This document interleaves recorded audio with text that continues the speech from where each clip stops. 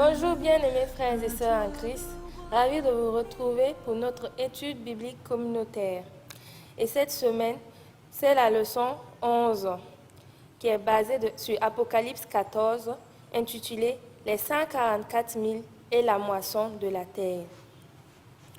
En vue de vous aider, nous avons un verset à mémoriser tout au long de cette semaine, et il se trouve dans Jacques 1, verset 12.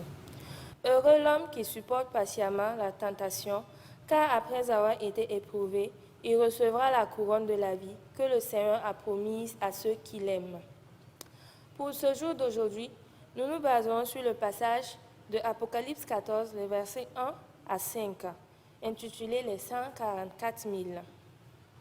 Je m'en vais vous lire le passage. « Je regardais et voici l'agneau se tenait sur la montagne de Sion, et avec lui 144 000 personnes qui avaient son nom et le nom de son Père écrit sur leur front. Et j'entendis du ciel une voix comme un bruit de grosse eau, comme le bruit d'un grand tonnerre, et la voix que j'entendis était comme celle de joueurs de harpe jouant de la harpe. Et ils chantaient un cantique nouveau devant le trône et devant les 4 êtres vivants et les vieillards.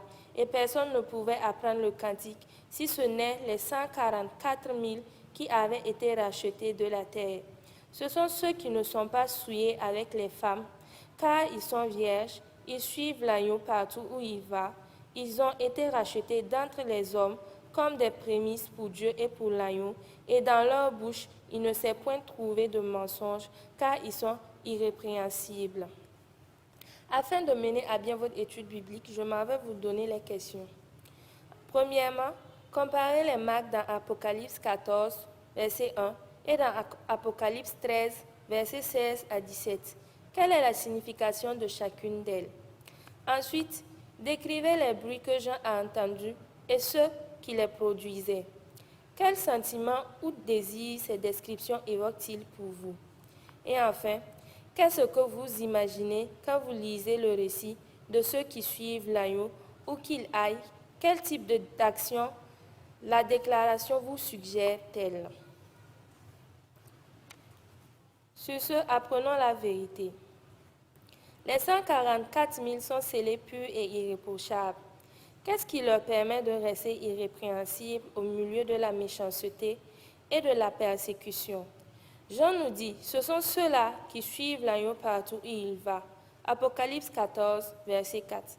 Comment restons-nous fidèles à notre Sauveur en le suivant partout où il va? De quelle manière suivez-vous déjà l'agneau? De quelle manière aimeriez-vous le suivre plus fidèlement?